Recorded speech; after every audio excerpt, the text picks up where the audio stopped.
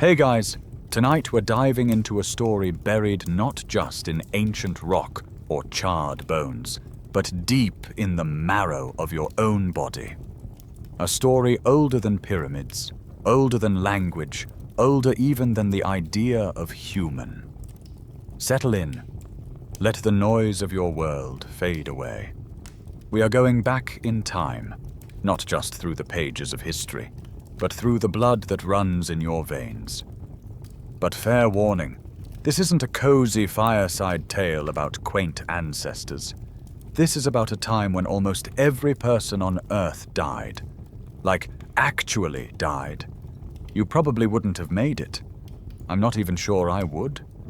But someone did, and that's why you're here.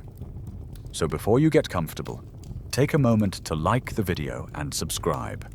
But only if you genuinely enjoy what I do here. That small click sends a big signal to the algorithm. That long-form, serious educational content still matters. And to me, it's an incredibly meaningful show of support. Thank you so much for helping keep this channel going strong. Oh, and post your location and local time in the comments below. I love seeing where and when people are listening from. Now, dim the lights, maybe turn on a fan for that soft background hum, and let's ease into tonight's journey together. You are in Sumatra. You don't know what that name means, not yet, not for another 74,000 years. But you know this place. It is warm, it is green, and the air is thick with the hum of life. Your family is nearby. A few children splash at the river's edge, their feet stirring silt that's been untouched for millennia. A fire crackles. The smell of roasted tubers and ash clings to your skin. You are alive. And so is the world. Then the mountain explodes. There is no warning, you understand. No ancient word for eruption. No way to name what's happening. The sky changes color. The birds fall silent. A fine gray dust begins to fall, soft as snow but choking.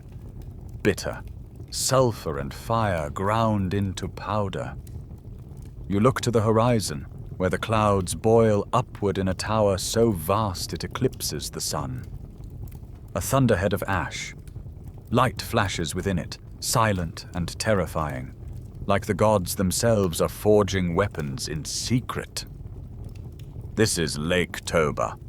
Or rather, it was a lake. Now it is a hole in the earth, 100 kilometers wide, vomiting up more than 2,000 cubic kilometers of magma, ash, and gas. To compare, Mount St. Helens erupted in 1980 and ejected 1 cubic kilometer of material.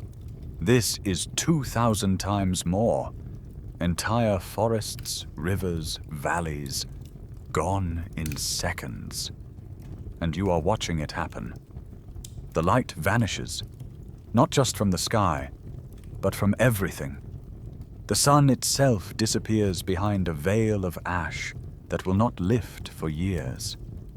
You taste metal. You breathe grit. The plants wither within days. The animals vanish in weeks. What was once a lush and living world becomes a graveyard, a memory smothered in grey. This is the famous story, the one we thought we understood. For decades, scientists believed that the Toba eruption nearly wiped out humanity, that perhaps only a few thousand people survived, scattered across Africa and Asia, huddled in caves, their firelight glowing like stars in the ash-dark night. They called it a genetic bottleneck, a moment when the human population shrank so small that the diversity of our DNA was nearly erased. Just a few branches on the family tree remained, and every human alive today would descend from those few lucky survivors. It made sense. After all, a blast like Toba could trigger a volcanic winter, ash and aerosols blotting out the sun, collapsing agriculture, freezing continents. In theory, the temperature could have dropped by several degrees worldwide. A nuclear winter before there were nukes. And there is evidence of chaos. Ice cores from Greenland show abrupt cooling. Indian Ocean sediments are full of volcanic shards. Some researchers even suggested that the global human population dipped below 10,000 individuals. It was neat. Terrifying, yes, but tidy. A single moment of fire and ice that nearly erased us. But the truth, as it so often is far older, far stranger, and written not in ash, but in us. You see, this theory, for all its cinematic flair, had cracks. Quiet ones. Hairline fractures in the story we'd told ourselves. Because even in the shadow of the volcano, life didn't end. Archaeologists digging in southern India, shockingly close to the blast zone, found something peculiar. Stone tools. Dozens of them, and not buried beneath the ash, like ancient relics from a dead world, but within it. And above it. That's right. People didn't just survive the eruption. They kept going. They made tools. They hunted. They lived. Elsewhere in Africa and China, human populations showed no clear sign of crashing around this time. Plants adapted. Animals endured. The world took a hit, yes, but it didn't end. Even the most dramatic climate models began to whisper doubt. Maybe the winter wasn't global. Maybe it was regional. Severe, but survivable. A few years of hardship, not planetary annihilation. And then there was the timing. That famous bottleneck in our DNA, the one where genetic diversity collapses and we nearly wink out of existence. It doesn't line up perfectly with Toba's date. It's close, but not quite right. Like blaming a house fire on lightning that struck a week later. The match and the flame don't sync. Scientists noticed, quietly at first, then louder. If Toba wasn't the killer, they asked, then what was? Because make no mistake, something did happen. Something far more ancient, more subtle, more relentless. Something that did not strike in a single day of fire, but whispered its death sentence across 117,000 years of cold. For a story so grand, the evidence began to feel small. You'd think the biggest volcanic eruption in 2 million years, the kind that could theoretically black out the sky and kill entire ecosystems, would leave behind more than ash and guesswork. More than a dramatic bedtime story passed between generations of scientists. But the deeper researchers dug, both in soil and in data, the more the pieces of the puzzle refused to click. You're still crouched in the memory of Toba's eruption. You're still that early Homo sapiens, eyes stinging, lungs choking, the air thick with grit. But something isn't quite right. The story feels too clean, too cinematic. A single bang, a single villain, a single extinction-level event, wrapped up in one smoky bow. And yet, stone tools litter the world in its aftermath. In southern India, close enough to Toba's blast zone to hear it scream, archaeologists find a tool layer nestled between ash deposits. Tools above the ash, tools within the ash. If the people died, who made those tools? Farther west in Africa, there's no sign of a dramatic crash. No skeletons strewn in chaos, no mass graves, no sudden disappearance of human activity. In some places, life just continues. Camps are rebuilt. Tools evolve. Faunal remains show continued hunting, foraging, even trading. It's as if the volcano roared, and humanity barely flinched. It was uncomfortable, because science, despite its myth of objectivity, loves a good story just like the rest of us. And Toba was a great story. Catastrophe, resilience, near death and survival. But the data was being inconvenient. Then came the models, climate models, run on machines the size of bedrooms, simulations that took weeks to calculate. At first, they agreed with the theory. The skies go dark, sulfate aerosols scatter sunlight, global temperatures plummet by several degrees. But more refined runs, factoring in ocean currents, equatorial wind patterns, dust particles, began painting a less dramatic picture. Yes, Toba had impact. Yes, the world cooled. But the devastation was patchy, inconsistent. Some areas, particularly in equatorial Africa, may have seen only modest shifts, a prolonged drought, a few harsher winters. Enough to stress, but not to exterminate. And then came the final nail: the genetic data. Or rather, the timing of the genetic data. For decades, scientists had noticed something eerie in our DNA. A flattening of the tree. A moment when genetic diversity nosedived, as if the entire human species had been squeezed through a narrow gate, and all of us today are just variations of the few who slipped through. It was the kind of thing that pointed to catastrophe, a bottleneck, a great dying. But the numbers didn't quite match up. The genetic models placed the collapse in diversity between 800,000 and 900,000 years ago, long before Toba's eruption, long before Homo sapiens even existed. In other words, the story we had told about our species, the story of Toba, the great winter, the few who lived, wasn't wrong. It was just misattributed. The near extinction was real, yes, but the culprit wasn't Toba. The volcano was a red herring, a flashy act in the wrong chapter. It's like blaming your broken window on last night's storm, when the crack in the glass had been there for centuries. And so, scientists began to do what they do best when a story doesn't line up. They tore it apart. They re-examined the DNA models. They double-checked the fossil records. They scrutinized layers of Earth in East Africa, in China, in the Levant. And everywhere they looked, they found the same quiet suspicion. Whatever had nearly erased us wasn't a sudden bang. It was older, slower, quieter, and far more persistent. One researcher described it like this: you're trying to find a murder weapon.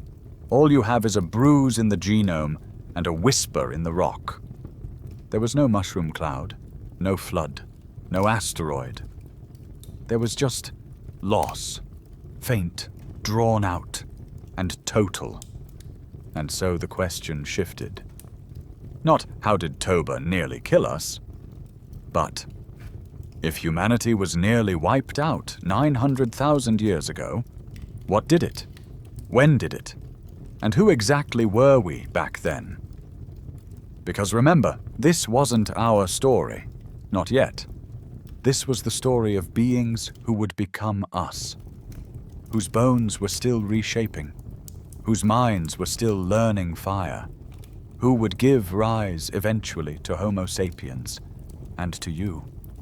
Their extinction was nearly our extinction, their survival, our inheritance. And the next clue wasn't buried in ash. It was buried in something even older: your blood. The clues to this deeper mystery were not buried in the earth.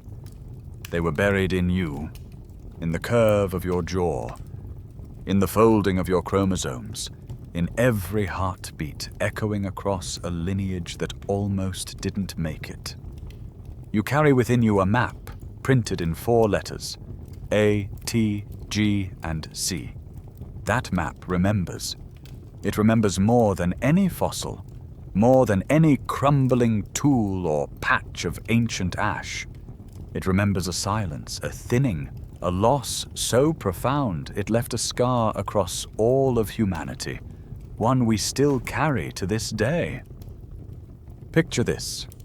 Your DNA is a library, not some modest one-room deal, but a towering labyrinthine hall, like the Library of Alexandria, humming with scrolls and voices. Each book is a variant, a mutation, a possibility, a history. Now imagine a fire. The shelves collapse. The books go up in flame. Only a handful are rescued. The rest are gone forever. And from those few rescued scrolls, every copy must now be rewritten. That's what the human genome looks like. Not the library in its full glory, but the charred remains, copied, recopied, endlessly, with only the faintest whispers of what was lost. For decades, scientists knew something was off. Chimpanzees, with far fewer individuals than humans, are more genetically diverse than us. Gorillas, orangutans, same thing. Even domesticated dogs, bred by humans into pugs and huskies and poodles, have more internal variety than we do, which is weird, because there are 8 billion of us. That lack of diversity only makes sense if, at some point, we were almost gone. And so researchers turned inward, not with shovels, but with supercomputers. They used a tool called coalescent analysis, a method that looks at modern DNA and runs it backward in time, like tracing a river to its source. Imagine you're following strands of string through a tangled ball. Each string represents a family line. At first, they all cross and knot in chaotic complexity. But as you pull further back in time, they begin to converge. Knots merge, paths collapse, until, suddenly, they all pass through a single, impossibly tight eye. That eye is the bottleneck. It's where almost every genetic thread passes through one tiny point in history, a moment where nearly all lineages were lost, and only a few survived. In 2023, a team of researchers did exactly that. Using an enormous data set of human genetic sequences, they tracked our ancestry back hundreds of thousands of years. And what they found silenced the room. Between 930,000 and 813,000 years ago, long before Neanderthals, long before Homo sapiens, the population of our ancestral species dropped. Not by a little, not to 10,000, not to 5,000, but to 1,080. That's not a typo. That's the breeding population. The number of people actually reproducing, passing on genes. The true census number may have been higher, perhaps 2,000 or 3,000, but genetically, the species had collapsed to just over 1,000 viable individuals. For perspective, that's fewer than the students in an average high school. That's one overcrowded movie theater. That's a speck of humanity scattered across a vast, uncaring continent. And it lasted. Not for a generation, or a bad season, or a decade of hardship. It lasted for 117,000 years. Let that number settle in. We were a whisper, a flickering candle in a howling wind. Any change in the environment, a predator that got too clever, a drought that lasted too long, a disease we couldn't fight, any of it could have snuffed us out. And no one would have ever known we were here. That tiny, near-dead population. From that came everything. Language, agriculture, pyramids, space travel, the sandwich. All of it. This wasn't Homo sapiens. Not yet. The ones who endured were likely early members of a lineage known as Homo heidelbergensis, descended from Homo erectus. They were tall, broad, sharp-eyed, and they were probably scared out of their minds. But they endured. They passed their genes forward, again and again, through ice, through famine, through fire and storm and silence. And eventually, after hundreds of millennia, those genes reached you. Historians and geneticists still argue over the exact cause. The data is new. The models are evolving. Was it climate? Disease? A collapse of ecosystems? We'll get to those questions. But first, step back. Not forward in time, but backward. Back to the moment before the die-off. Before the world turned cruel. Let's meet the ones who would almost vanish. A story this dramatic, etched so clearly in your DNA, ought to leave its mark somewhere else too. Not just in the blood, but in the bones. Not just in theory, but in stone. If an entire species was nearly erased from the earth, surely there would be signs. And there are. You just have to learn to hear the silence. Paleontologists call it the fossil gap. Sounds mundane, right? Like a filing error. But it's anything but. Picture the past few million years of human evolution as a long, slow photo album. Each page, a jawbone, a molar, a crude hand axe. You can flip through it. Here's Australopithecus afarensis, Lucy and her kin.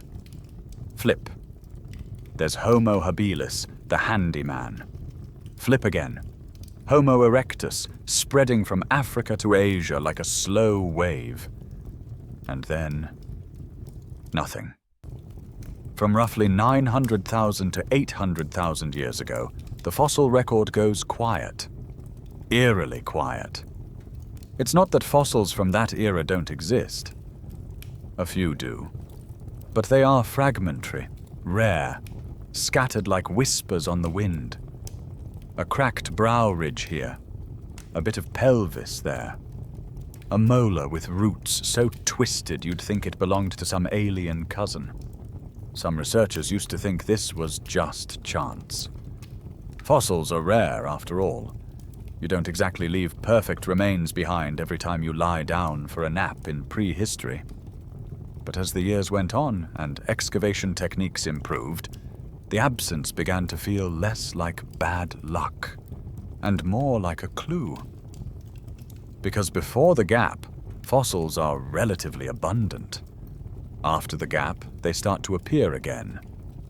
But during the gap, this strange 117,000-year window, it's as though the Earth itself stopped keeping records. And that's suspicious. Imagine visiting a museum and seeing paintings from every century. The 13th, 14th, 15th, and then nothing from the 16th century. Not one piece. And then suddenly the 17th resumes as if nothing happened. You wouldn't think, guess no one painted that century. You'd say, what happened? Now, here's where things get stranger. The few fossils we do find from this window, they don't play nicely with the rest of the human family. Their classification is fuzzy. Are they late Homo erectus? Early heidelbergensis? Something else entirely? Their features are mosaic. Bits of this, bits of that. As if evolution was shuffling the deck. Trying combinations in desperation. Wider pelvis, narrower face, heavier brow, lighter limbs.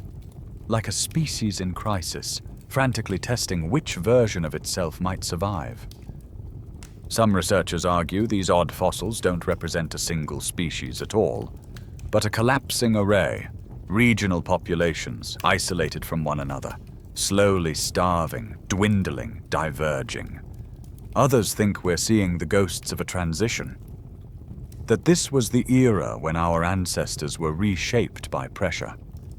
that the silence wasn't death, it was transformation. The cocoon, not the corpse. But everyone agrees on one thing. It's no coincidence that the genetic bottleneck and the fossil gap line up almost perfectly. The story told by your blood is echoed by the rocks beneath your feet. That silence is the story. And yet, it is still a silence. We don't know how these people lived, what they feared, what they hoped. We don't know the names of their rivers or the shapes of their songs. All we know is that they almost vanished. One quirky detail.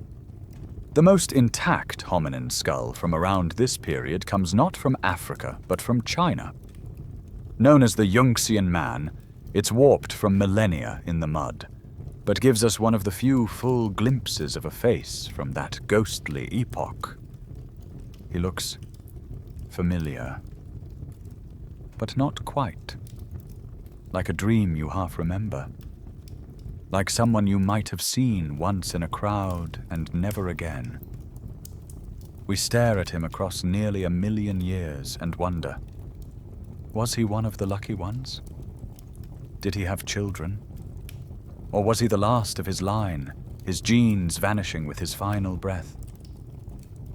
There's something humbling about a mystery like this, something deeply human. Because despite all our knowledge, all our satellites and smartphones and gene sequencing machines, we are still guessing at the shape of our own shadow, still piecing together who we are from the fragments of who we were. But we're getting closer. The silence is beginning to speak, and its next words are about who we were before everything changed. You are not yet you. Your hands are like yours, but broader across the knuckles. Your brow slopes more deeply. Your brain is large, not quite as large as it will one day be, but enough to think, to remember, to plan. You do not speak as we speak, but you grunt, gesture, warn. You walk upright, fully upright. You know how to make a hand axe. You know how to chase meat. This catastrophe, this long fading out, did not happen to Homo sapiens. It happened to your ancestors. Beings who looked something like you if you squinted, if you looked across a fire-lit cave from far enough away. Their name depends on which scientist you ask. Homo erectus, perhaps, or an early form of Homo heidelbergensis. Maybe even a regional cousin we haven't named yet, because their bones still sleep beneath ancient rivers. But whoever they were not crude. They were not cavemen hunched in confusion. They were travelers, survivors, makers of tools, spread across Africa, the Middle East, even Asia. You are them. You move through a landscape filled with giants. There are elephants twice the size of modern ones. Paleoloxodon, the straight-tusked colossus. Saber-toothed cats slink through tall grass, built to crush windpipes. Enormous deer with antlers like tree branches leap across plains that are now long-forgotten deserts. The air buzzes with things that do not exist anymore. And you? You're doing fine. You've adapted. You hunt in groups, using stone tools passed down through generations. You butcher animals with care. You've survived droughts before, seasons of sickness, floods that sweep your camps away. Your children are born, and most of them live long enough to name the stars. You are not fragile. That's the key point. You are not a fluke of nature. You are a robust, highly successful species. You've lasted hundreds of thousands of years already, far longer than Homo sapiens has so far managed. You are not rare. Until now. Because slowly, almost too slowly to notice, your world begins to shrink. The herds are smaller, The river floods at the wrong time. The trees change. The rain doesn't come when it should, or it comes all at once and never again. The rhythms are off. But you adjust. You always do. You are a problem solver. That's why you're still here. Your kind has made it through all the normal cycles of hardship. You've seen dry seasons, cold snaps, predator surges. You've moved when the land dried. You've gathered when the hunting failed. There is no single failure that can stop you, and that's what makes what comes next so terrifying. Because it isn't a sudden disaster. It isn't a volcano or a comet or a plague. It's the slow pull of something larger. Something the sky itself is doing. The land is growing quiet and colder. The air seems thinner. The sun feels weaker. But you don't know why. You can't see the cause. You can only feel the effects. And those effects are growing. You move again. You find less. You dig tubers that don't fill you. You hunt gazelle that no longer pass through. Your children cry with hunger. You sleep beside your mate and feel the ribs beneath their skin. You are still trying, still thinking, still alive. But something in the world has changed. And it's not just you. Across Africa, across Eurasia, your cousins are feeling it too. They are hunting less, foraging more, growing leaner, dying younger. The great territories of early humanity are becoming scattered pockets. The smoke of far-off camps no longer dots the horizon. Some scientists call this period a filter, a sieve through which only the strongest, most adaptable humans could pass. Others call it a purge, an evolutionary contraction. The moment when the vast, sprawling tree of early human species narrowed to a single desperate branch. But whatever you call it, whether it's an ice age or a planetary fever, this is the moment when it begins. The first long breath of the world's new rhythm. And your people are the ones who must try to hold on. One quirky note here? Even amid this hardship, your ancestors probably still knew how to laugh. Really. Studies of primate social behavior suggest that laughter, a play signal, a tension breaker, likely existed even before language. So picture this. In a moment of peace, someone in your group makes a face. Maybe they trip over nothing. Maybe a child throws a pebble and hits a sleeping elder square in the chest. And someone lets out that bark of breath, that sound of joy. Even here, in a world beginning to fall apart, you find a reason to smile. But not for long, because now the climate is about to shift. Not a season, not a cycle, a fundamental change in the way the world works. And nothing, not your strength, not your cleverness, not your laughter, can prepare you for that. The world has always had its moods. It breathes in and out in long, icy sighs and warm, patient exhalations.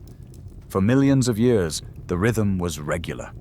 41,000-year cycles of ice and thaw, as predictable as the beat of your own heart.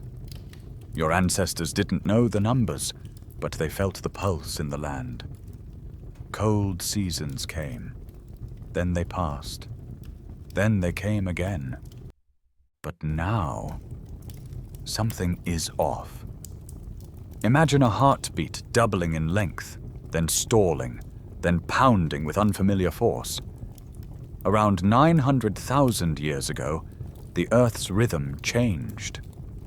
This shift is known to scientists today as the Middle Pleistocene Transition, or MPT. A mouthful, sure, but all it means is this. The planet decided to change the rules. Where the old Ice Age cycle was a steady 41,000-year dance, the new rhythm was brutal and jagged. Ice ages now arrived only every 100,000 years. But when they came, they lasted longer. They bit harder. The freezes were deeper. The thaws were shorter. The world began spending most of its time in winter. You, of course, don't know orbital mechanics. You don't know that the tilt of the Earth is slowly shifting, or that the shape of its path around the sun is warping in invisible, mathematical ways. But you feel it. You feel it in your bones. The cold doesn't lift like it used to. The air stays sharp into the season when it should have softened. The glaciers do not retreat. The animals do not return. The old patterns, the ones your parents trusted, start to break.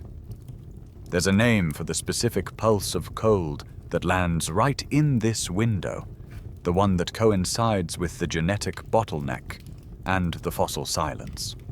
Scientists call it the 0.9 million year event. A catchier label might be the first great winter. It's like the Earth takes a breath and forgets to exhale. Across the globe, ecosystems collapse. Not overnight, not in a fiery cataclysm, but in slow motion. Trees fail to flower. Rainfall becomes erratic. The oceans pull back into cold silence. Forests retreat. Deserts stretch farther than they ever have before. And you are caught in the middle of it. You're still walking upright, still carrying a sharpened hand axe, still scanning the hills for movement. But every trek is longer. Every hunt yields less. Your feet are cracked. Your voice is hoarse. The warmth you used to find in spring never truly returns. Historians still argue whether this global chill was the sole cause of the near extinction or simply the final straw. Some believe a sequence of events led up to the collapse: climate stress, loss of fire control, shrinking food chains. Others suspect disease or competition with other hominin groups may have played a part. But all agree, the MPT was the backdrop against which your people were tested. You are, in effect, the guinea pig of a new Earth. And the Earth is not gentle. Now, here's something a little quirky. Though we're talking about catastrophic cold, some tropical zones may have experienced drought rather than deep freeze. Not icy tundras, but bone-dry wastelands. In some places, it wasn't the cold that killed you. It was thirst. Your world didn't just become colder. It became crueler, less predictable, less forgiving. And you weren't alone in suffering. Elephant populations collapse. Great herds of grazers thin out. Even the predators begin to vanish. Their prey is gone. The old networks of life, interlocked and tangled like jungle vines, start to unravel. And without them, you're left alone in a thinning world.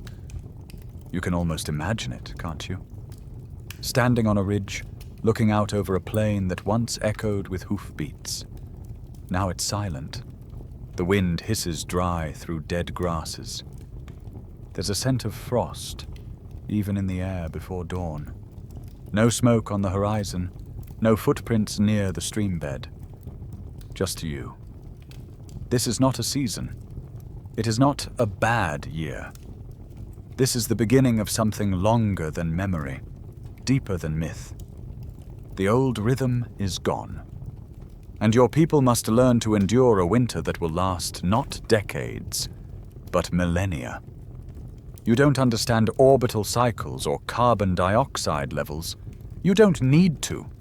All you know is this: the world you grew up in is disappearing. You remember the river. It used to be wide enough to take an afternoon to cross.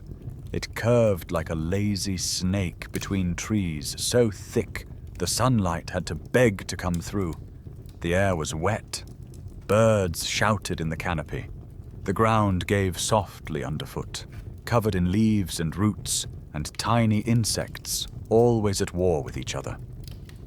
Now the river is a memory, a shrinking thread of muddy water, warm and slow and filled with bitter silt. You walk its edge, hoping to find frogs or stranded fish. But even the frogs are gone. You are not alone in your hunger. The trees are dying. The shrubs have turned to brittle grey ghosts of themselves. Where once there were forests, there is now dust. Where once herds trampled grass in waves, there are only hoofprints half filled with wind-blown grit. This is aridification, though you don't have a word for it. You only know that the rain no longer comes when it should. The clouds pass overhead without mercy. The ground cracks like an old hand axe. Africa, the cradle of your kind, is turning into a vast desert. The drying is not limited to the tropics. In the north, Europe is locked in ice. The glaciers descend slowly but unstoppably, carving valleys and grinding stone beneath their weight.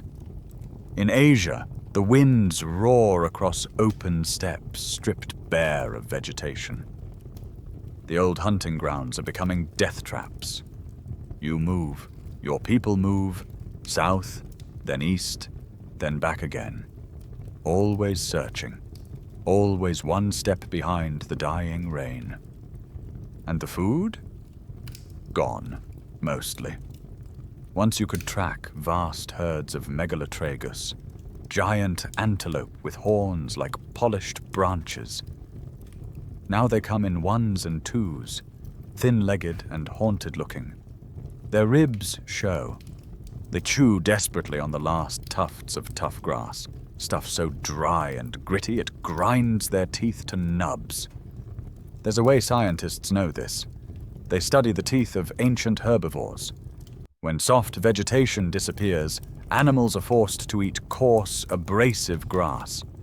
Over time, their enamel patterns change. Their teeth wear down faster. It's a dental fossil record of starvation. Even the meat you do manage to hunt offers less nutrition than before. The animals are thinner. The meat is stringy. The marrow inside the bones is gone. And the plants you used to gather, wilted, bitter, sometimes toxic. You eat them anyway. You're not just hungry. You're tired in a way that sleep can't fix. You burn more energy walking to find food than you gain from eating it. Your stomach is a hollow drum that plays the same rhythm day after day. Some mornings you don't even wake up hungry. You just wake up empty.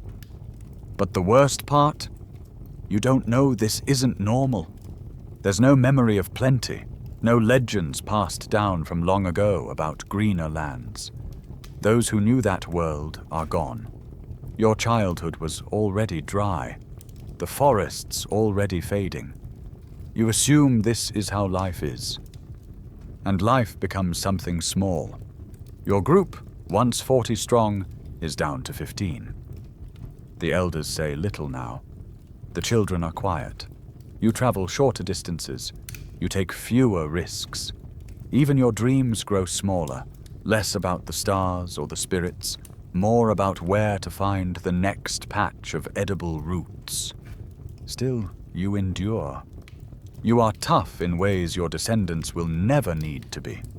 Your feet are calloused like leather. Your hands are stone breakers. You've learned to drink from leaves, to suck water from tree roots, to recognize the smallest signs of moisture in the soil.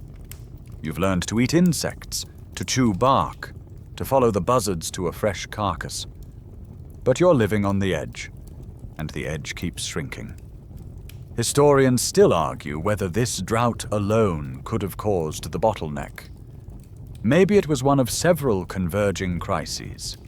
Maybe some populations moved into areas where the drying was less severe, only to be met with competition or disease or other hominin species guarding precious resources.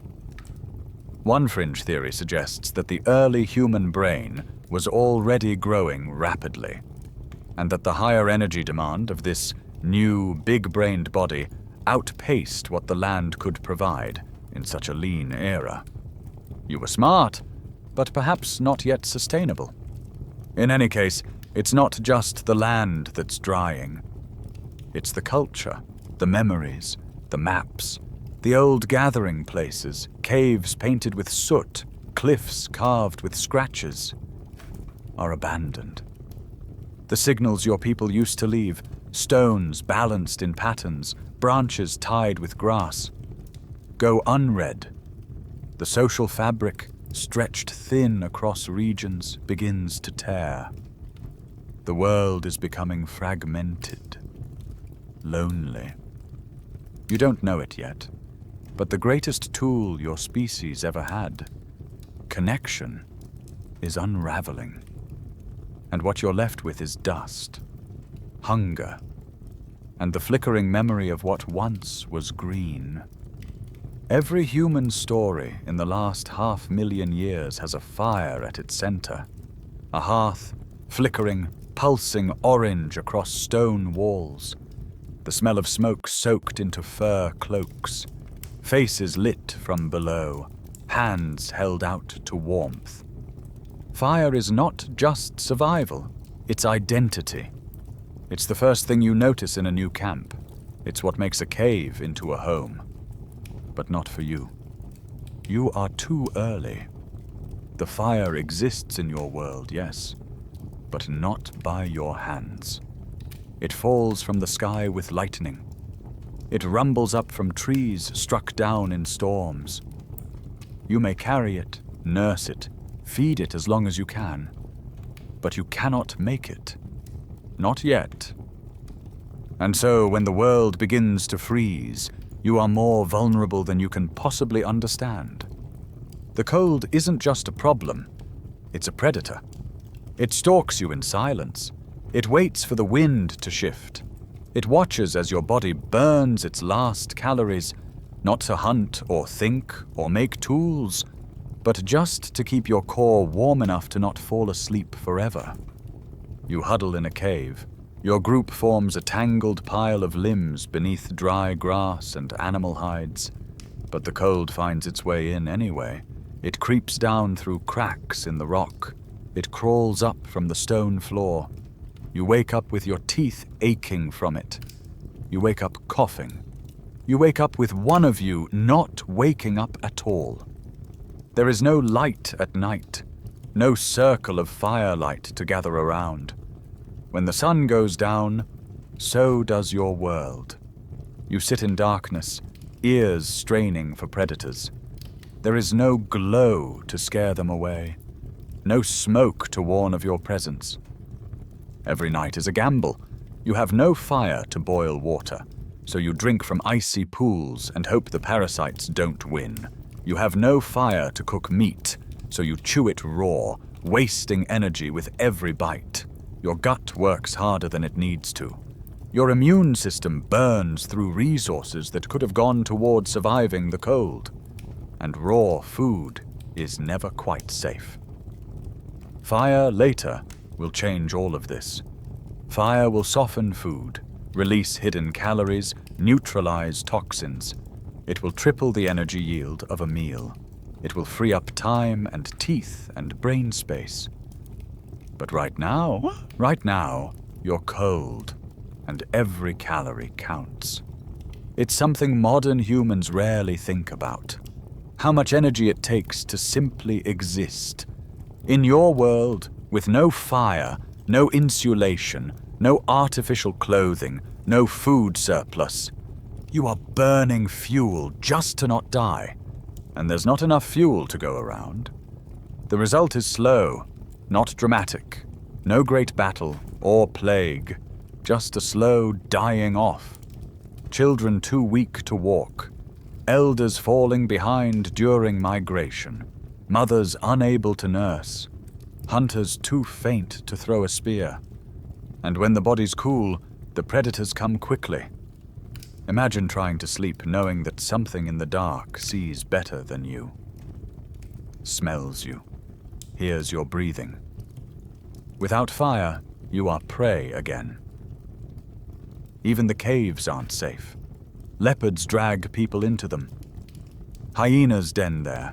You must choose between exposure and danger, and neither feels like the right answer. And yet you continue. You dig pits to trap prey. You wrap your feet in woven grass. You smear mud on your arms as a crude insulator. You sleep in shifts. You whisper stories, if not in words, then in patterns, in sounds, in rhythms passed down from those still remembered. Still, your population thins. It's not just starvation or cold, it's knowledge slipping away. You once knew how to find the edible moss near the southern cliffs, but the elder who knew the spot died last spring. You once had a tool maker who could knap stone so thin it sliced leather like wind, but they fell from a ridge while chasing a goat, and their knowledge died with them. Without fire, you can't forge bonds through nighttime conversation. You can't gather and pass on memory. The transmission of culture, the thing that defines being human, is stifled by darkness. Historians still debate whether these early humans had language in the way we understand it. Some believe they spoke in proto-words, emotional noises tied to gestures. Others argue that symbolic language required more brain development, more social time that fire would one day provide. Without fire, perhaps we were limited not just in calories, but in communication. There is a theory that language, as we know it, emerged around the hearth. That stories, myths, warnings, songs, they came when the day ended, and the fire glowed, and we had time. But in this cold world, you do not have time. Every moment is movement. Every pause is risk. Every breath is a calculation between warmth and exposure. And so you do what your ancestors have always done. You keep going. Somehow you endure.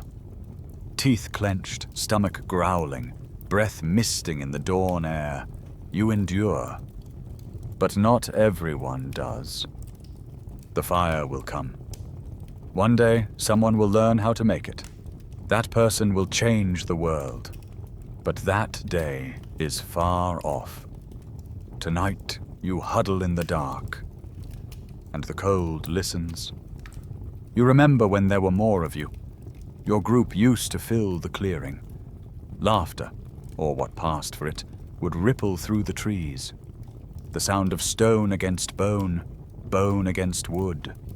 Sparks when flint hit the right kind of rock.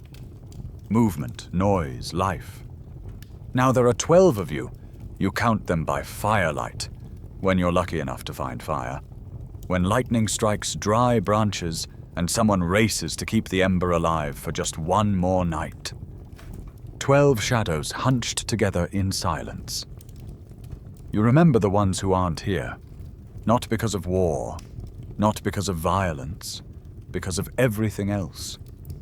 They simply didn't make it. The one who knew how to climb the high cliffs for eagle eggs, gone. The one who could find water by tasting soil, gone. The one who made the children laugh even when the wind blew death through the trees, gone. The world has squeezed you. This is what scientists call the bottleneck. And that word sounds clinical, neat. But what it means is this. You've lost not just numbers, but memory, knowledge, identity. Your culture has become fragmented. Your technology, static. You have no surplus energy to innovate. Every breath is for survival, and the silence is growing. You used to see smoke on the distant horizon, evidence of other bands. Cousins, strangers, allies maybe. Now there is none. You call out sometimes. You leave stones arranged in symbols only your kind would recognize. But the wind scatters them. No one answers. Are you the only ones left? You don't know. And that unknowing is a special kind of fear, because a population of 12, even 12 strong individuals is a dead end without others to mix with. You don't know the term genetic diversity, but you feel the problem. The young ones all share the same eyes, the same jawline. The blood is looping in on itself. This isn't just a group. It's a species teetering on the brink. Today we say 1,280 individuals. That's the estimated number of breeding adults, spread not across one valley or one region, but across continents. You are one flickering camp among perhaps dozens, all scattered and shrinking. If this were today, you could fit the entire breeding population of humanity into a single sports arena. In fact, you'd have seats to spare. Imagine that.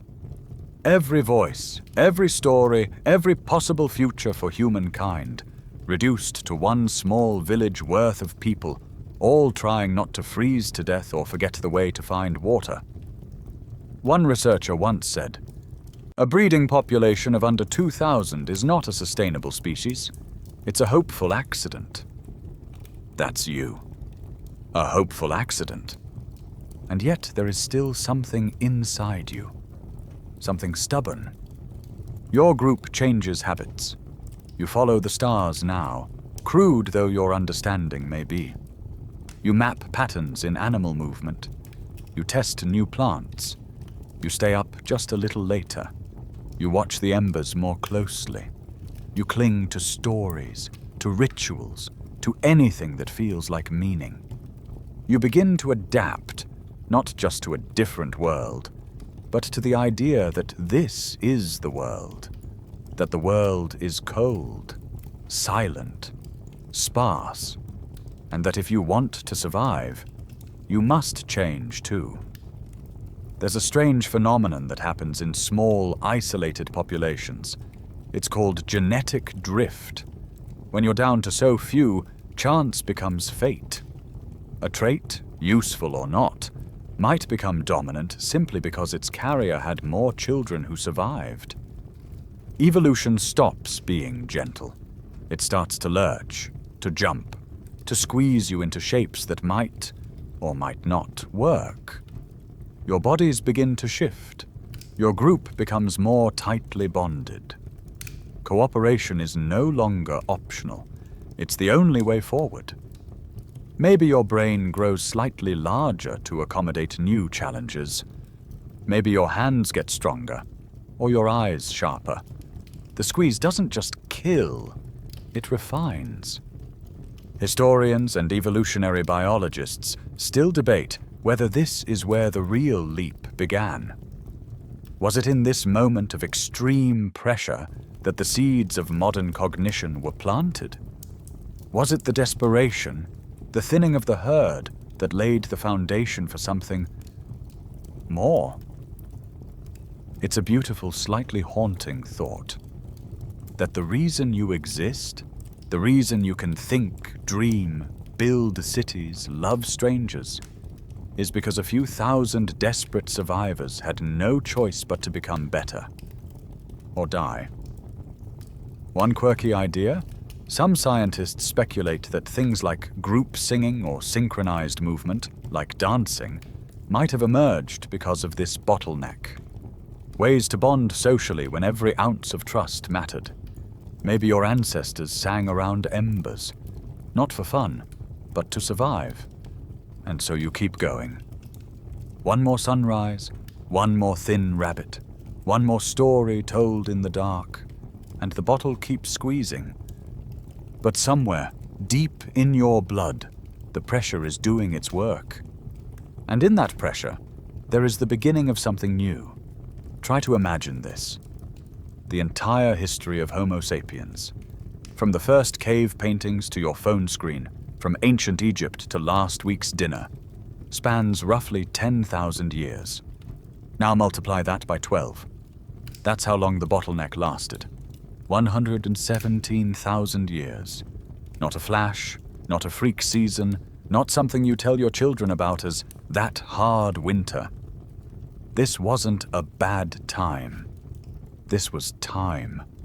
Generation after generation was born, struggled, loved, aged, and died, all under the shadow of a long, unyielding winter.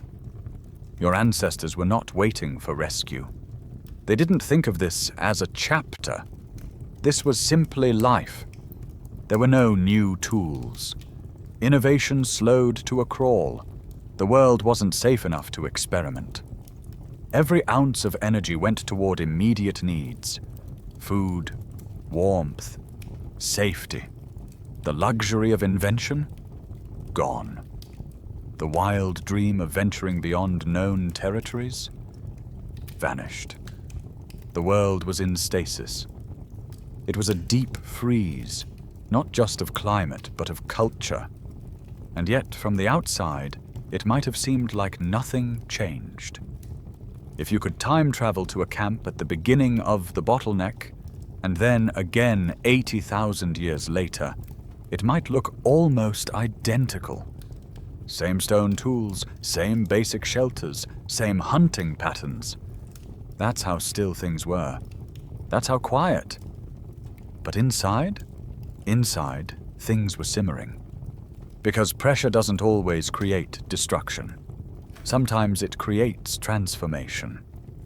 In this crucible of scarcity and fear, your ancestors weren't just surviving. They were adapting.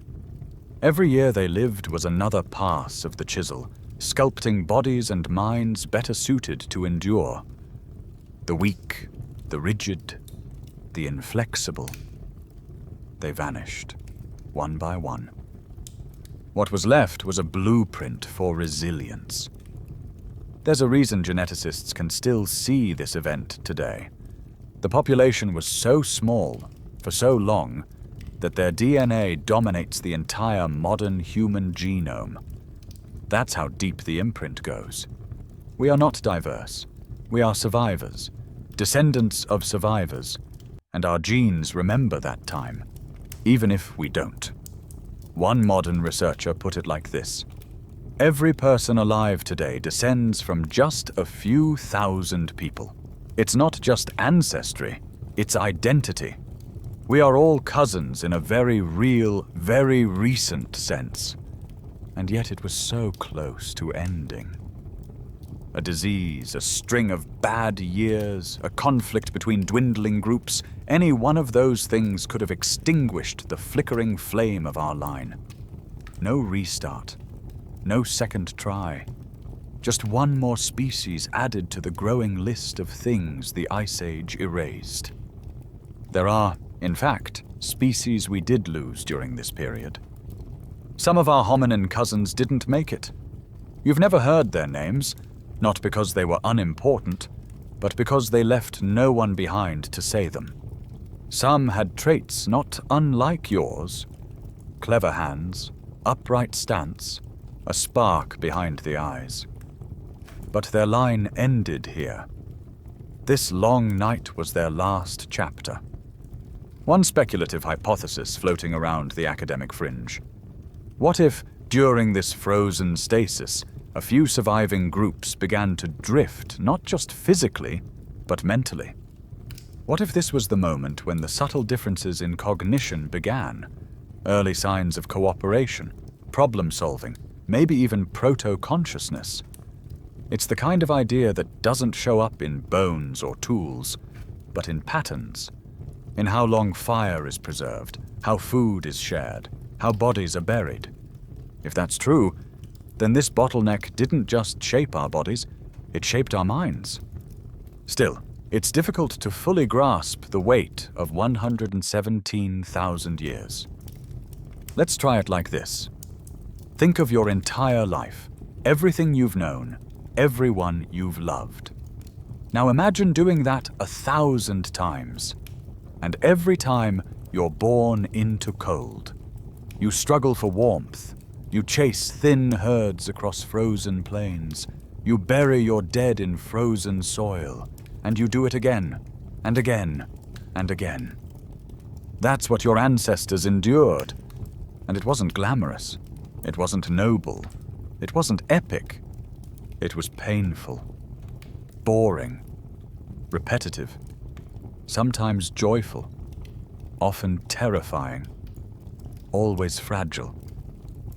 But it was also the proving ground, the gauntlet that forged the foundation of us. One last interesting tidbit. In modern human cells, there are signs of strong selection in certain genes related to metabolism, thermoregulation, and fat storage. All likely adaptive responses to extreme cold and energy scarcity. It's as if your DNA remembers the chill. So the next time you crave something warm, or feel a sudden comfort in sitting near a fire, or notice that first instinct to huddle with someone when the temperature drops, remember, that's not just biology. That's memory. It's the long night, still echoing. And it's not over yet, because though your ancestors endured the cold, they were about to face something even stranger. A question. Why did some survive, and others disappear? And was it luck? Or was it something else? The story so far is bleak but simple. The world changed, and almost everyone died. But maybe not that simple, because when scientists stare at the same fragments, genetic sequences, fossils, climate layers, they don't all see the same story.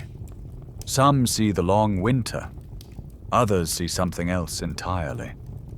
A different shape hiding in the fog. You've heard one version, a climate collapse, a bottleneck driven by starvation and cold. But now, in the quiet space of what-ifs, let's follow some of the other whispers. Let's trace the alternative theories, the competing ghosts in the data. First, the migration theory. What if the cold didn't kill your ancestors directly, but moved them? Picture it. Africa dries out, rivers vanish, forests shrink into brittle fragments. Your group, once happy to stay near a steady stream and predictable herds, begins to move. First reluctantly, then desperately. The land around you turns to dust and bone. You follow the stars. You follow hope. And you aren't alone. Dozens of groups, hundreds maybe, migrate outward, fanning northward into lands unknown. Across deserts, over straits, through forests that remember things your people don't. It's a massive gamble.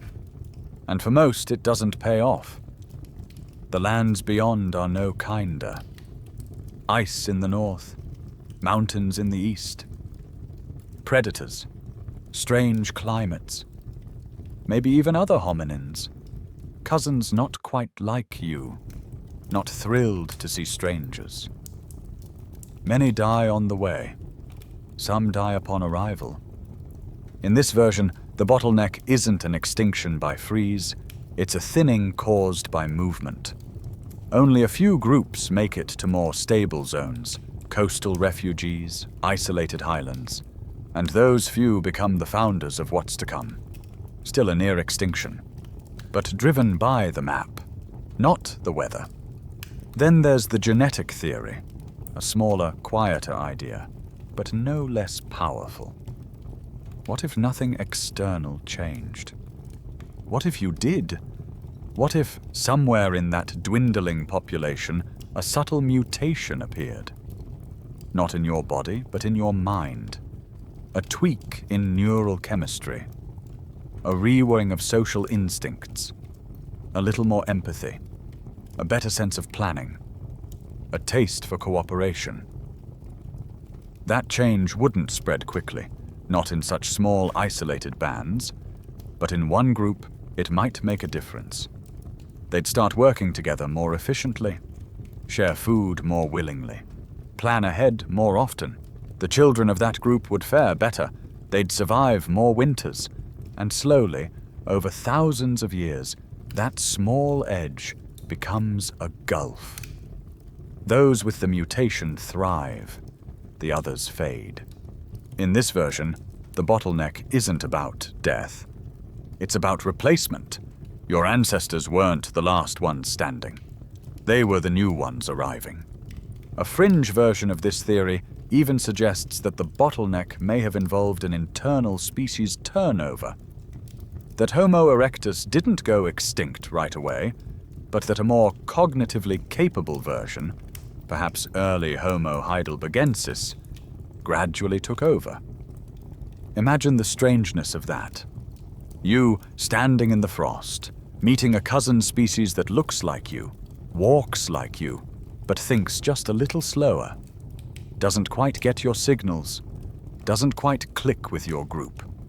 And over time, their kind dwindles, while yours spreads.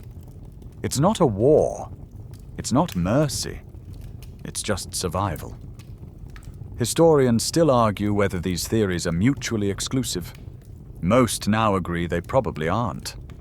The migration theory and the genetic shift could easily be part of the same story. A cold world forced movement. Movement exposed your kind to new pressures. Pressures triggered new behaviors. New behaviors created advantages. Advantages led to survival. And from that survival came you. One quirky twist? Some recent modeling shows that social complexity, measured through the size of cooperative groups, may have started increasing even before fire mastery, suggesting that perhaps cooperation was the first adaptation, not the result of it. That the cold didn't just drive people together physically, but mentally. So maybe the thing that saved your species wasn't a mutation, or fire, or tools. Maybe it was something as simple as sharing. A root passed across the circle, a warning whispered in the dark, a gesture of comfort to someone not strong enough to walk. Small things, human things, and those things added up, until they outweighed the silence. So, was it the climate? Was it migration? Was it evolution? Or was it cooperation? The answer, maddeningly, is yes. And also maybe. And maybe not entirely. But this much is certain. The species that came out the other side was not the same as the one that went in. And now, finally, after 117,000 years of collapse, a spark. How does a world end? With ice and silence. How does it begin again? With a spark. It's not a sudden thing. There's no dramatic lightning bolt and choir of ancestors, no grand discovery scene. Fire doesn't arrive in one brilliant flash. It arrives as a trickle of understanding, passed slowly through calloused hands and half-forgotten gestures. But it changes everything. At first, it's likely just preservation. Someone, somewhere, learns how to keep a flame alive longer than before. Maybe they nest it in dry moss. Maybe they carry coals in a hollowed-out bone, tucked inside a bundle of hides. Maybe they protect it like a sleeping child. Then comes control. Shelter it from the wind. Feed it only dry branches. Learn the sounds it makes when it's hungry, when it's angry. And finally, the impossible. Creation. Making fire. This moment, whenever and wherever it happened, was the hinge of human survival. The quiet revolution that ended the long winter. Because fire is not just light and warmth, it's power. Suddenly the nights aren't filled with fear. You can see, you can drive away the dark. The things with glowing eyes and silent feet, they don't come close anymore. Predators are smart, but not smarter than flame. Your cave becomes a haven. The air smells of smoke and roasted meat. You sleep in warmth for the first time in your life. You hear fewer coughs. You bury fewer children. And the food? That changes too. You begin to cook. Not just warm over a flame, but slow roast, boil in bark, steam in coals. Cooking breaks down cellulose, unlocks proteins, softens tubers that once made your stomach twist in pain. Suddenly, a root that gave you 50 calories now gives you 150. The same for meat, for berries, even insects. One anthropologist called fire the external stomach. You now process food before it enters your body, letting your actual stomach and gut become smaller, more efficient. You burn less energy and gain more. It's an energy surplus. And for the first time in over 100,000 years, that extra energy can go somewhere besides survival. You grow stronger. You grow smarter. There's a direct line, in fact, between cooking and brain size. Brains are hungry. They consume about 20% of your body's calories. Without fire, big brains are expensive liabilities. With fire, they're investments, and fire brings people together. The hearth becomes the heart of the group, the place where stories are told, where knowledge is passed, where tools are repaired, ideas exchanged, emotions processed. Around the fire, language blooms, not in grunts and gestures, but in full sentences, warnings, myths, plans. Now you can explain things you don't see. You can tell someone about a river 3 days east, or a predator that hunts by night, or how to treat a wound with crushed leaves. This is culture. This is transmission. This is the beginning of memory. Fire is more than a tool. It's an axis, a tipping point, a line in the snow that, once crossed, cannot be uncrossed. You're still living in a cold world. The glaciers haven't retreated. The megafauna are still scarce. But for the first time in generations, possibly thousands of them, your people are doing more than not dying. You are living. One quirky little fact. Charred bone remains show up in multiple archaeological sites around this period. Not just burned bones, but bones that appear to have been roasted intentionally, which suggests not just fire, but cooking technique. People were experimenting, refining, learning that different woods gave different heat, that fat drips caused flare-ups, that marrow cooks better if the bone is cracked open first. You're not just warming yourself, you're becoming a chef. And slowly, that surplus of time, of energy, of safety becomes something even more powerful. It becomes space to think. The end of the bottleneck wasn't a single moment, but if it had one symbol, it would be this. A dark cave, a stone circle of coals, and a small group of people, your ancestors, sitting around a flickering flame. For the first time in 117,000 years, they don't have to move tonight. For the first time in forever, they might be okay. And from this fragile ember, a species will rise. You are changed. Not just warmer, not just safer, different. It didn't happen all at once. Change never does. But across those long, cold millennia, something quiet was building in your bones, something waiting for the moment it could finally unfurl. And now, as the glaciers pull back just enough, as the rivers return in cautious trickles, as the forests begin to whisper green again, you rise into a world that's still harsh, but no longer hostile. You are Homo heidelbergensis, The name won't come for another 800,000 years, coined by modern humans digging up your bones near Heidelberg, Germany.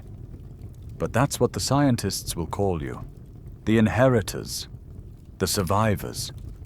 And you are no longer the same as those who came before. You are broader in the chest, taller in stature. Your hands are thick, your brow strong, your teeth more adapted to processed food. Your brain, nearly the size of Homo sapiens. You are smarter, not just in raw brain mass, but in behavior. You plan hunts with others. You remember more. You teach. You are the children of fire, and it shows. Your tools are better. Not dramatically, but refined. The Herculean hand axe, once a standard for 1,000,000 years, becomes sharper, more balanced. You start shaping tools with intention, not just trial and error. The stone flakes are thinner, more symmetrical. Some are even made from materials carried long distances. You don't just make tools. You prefer tools. Your shelters change, too. You begin to use caves deliberately, not just as emergency shelter, but as seasonal homes.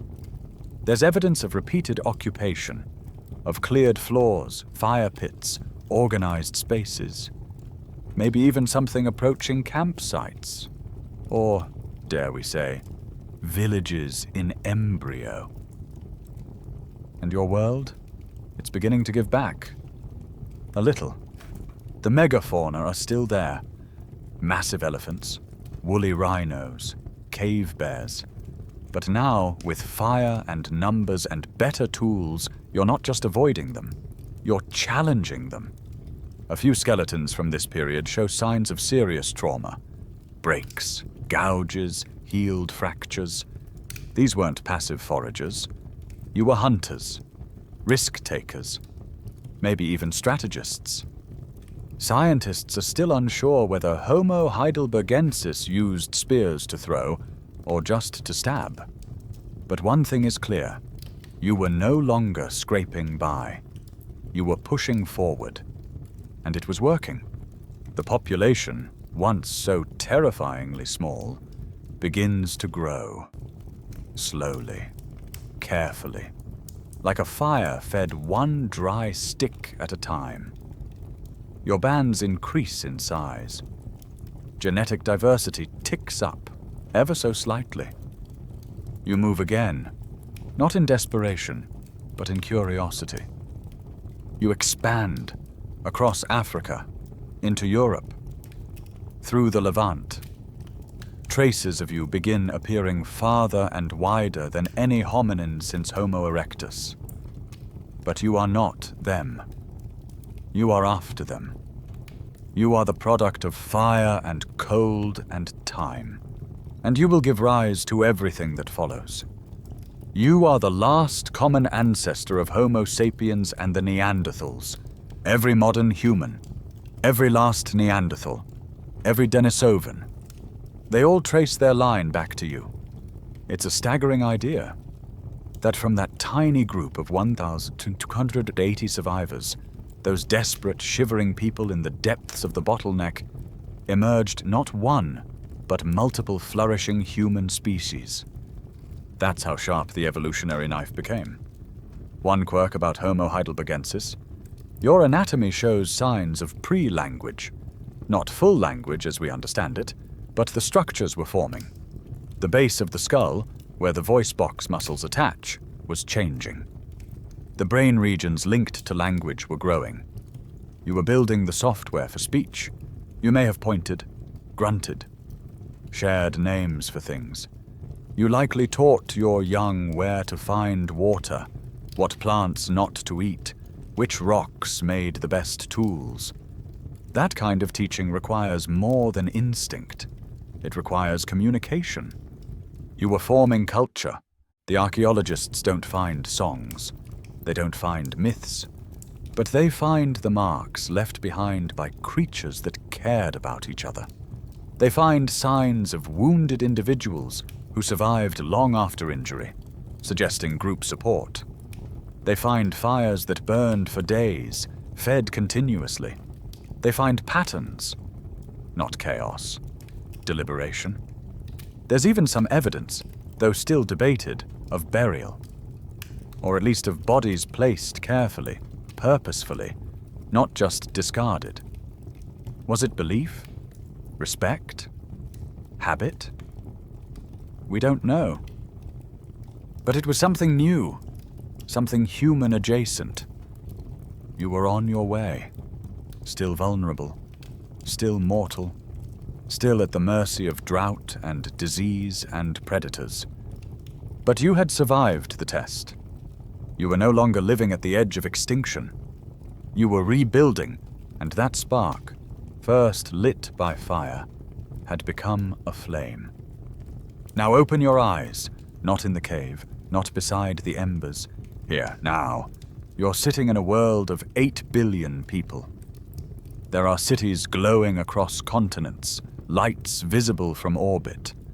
There are machines that fly, that speak, that calculate. There are languages that span hemispheres, stories shared instantly across oceans. You carry a device in your pocket with more processing power than the first rocket to leave Earth. You might think this is normal, but it is unimaginably recent. Blink, and you're back beside the fire. Blink again, and you're wearing shoes. Blink once more. And here you are, streaming the story of your own origin into your ears, curled beneath a blanket that never existed in that long winter. And yet, you are still them. Still the whisper of those 1,280. Still the echo of firelight on stone walls. You might not feel it, but genetically, we are shockingly close. All 8 billion of us. Whether you're from Tokyo or Cairo or Sao Paulo or Hanoi, your genome and mine are over 99.9% identical. That's not poetic exaggeration. That's hard science. The genetic bottleneck flattened us into a single, remarkably homogeneous species. Compared to other primates, we're practically clones. That's the paradox. In a world so vast, so varied, so noisy, we are incredibly closely related. All of us. And it's because of them. Because of the survivors. They passed through the needle's eye. And what came out the other side was leaner, tougher, more cooperative. They set the template for what would become us. Their bodies shaped ours. Their instincts shaped ours. Their traumas shaped ours. That long winter lives on in ways we barely notice. It's in our craving for firelight, for warmth, for the company of others when the dark settles in. It's in our anxiety when we feel disconnected. It's in our fear of silence, our need to gather, to share stories, to mark time with ceremony. You carry their hunger, their caution, but also their resilience. Every face you pass on the street, every language you hear on the bus, every invention, every skyscraper, every book, it all traces back to that single ember of survival. We are the children of survivors, not kings, not gods, survivors. And knowing that reframes everything. You start to wonder, are the things that drive us, the push to explore, to build, to map the stars, are those just modern impulses? Or are they echoes of something deeper? A desperate need coded into us during that 117,000-year winter to never be that vulnerable again. Maybe our species' relentless curiosity isn't just wonder. Maybe it's fear. Maybe we search because our ancestors couldn't find enough. Maybe we build walls because they had no shelter. Maybe we gather around screens and campfires and streetlights Because deep in our bones, we remember what it felt like when there were no others, when the world was empty. You can feel it sometimes, can't you? That flicker in your chest when you hear a story well told. That tightness in your throat when a piece of music sounds like something older than language. That strange moment when the wind shifts, and for just a second, you feel ancient. That's them. That's the whisper of the survivors. One final quirky thought. Some researchers suggest the urge to share stories itself may be a product of the bottleneck. That passing on memory, culture, warning, it became necessary for survival when so few were left. Story became strategy. And now, here you are, listening to one. Not to learn how to build a hand axe, but to remember who you are and who came before. Because we don't just live in cities, we live in inheritance. And this crowded, humming world, it's built atop the silence they outlived. So here we are. We began with a volcano. A sky choked in ash.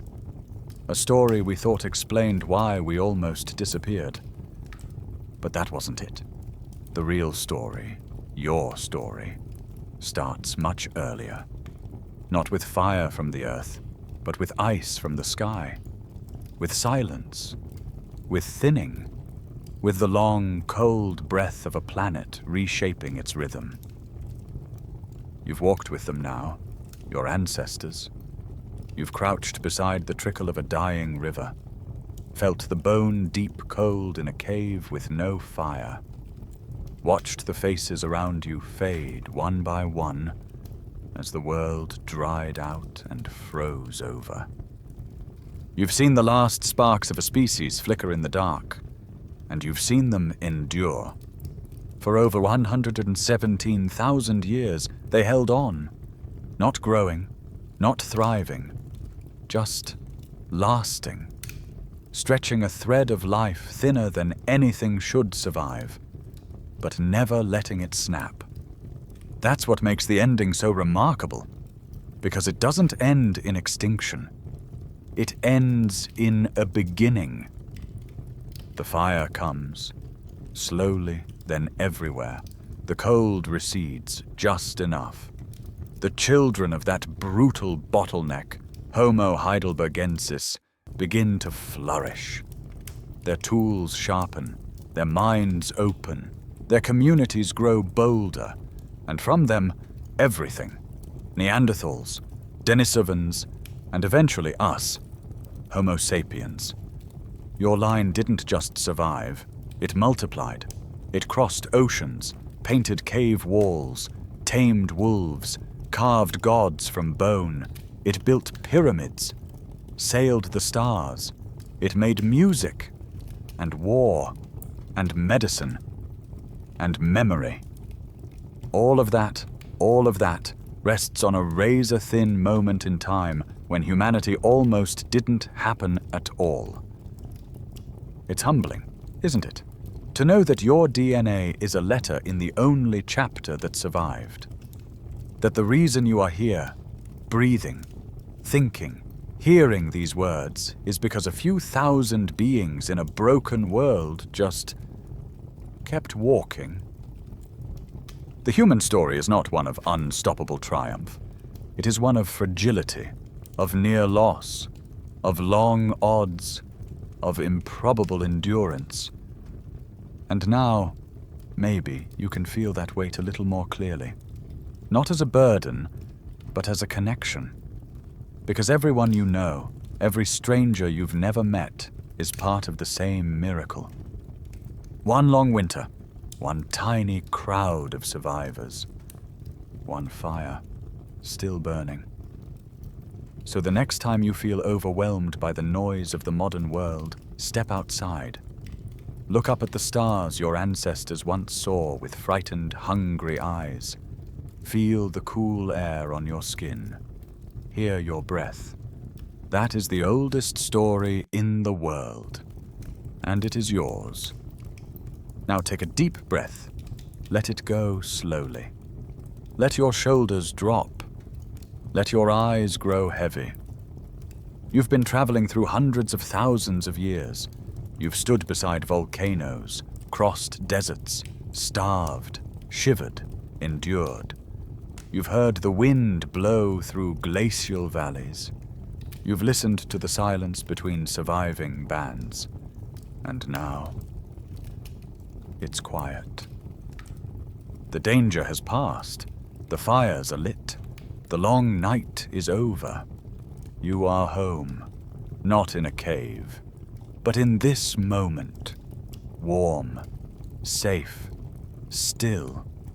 The resilience of those who came before flows through you. Their breath is your breath. Their heartbeat yours. Sleep now, traveler. You are the proof that even after the longest winter, the dawn always comes.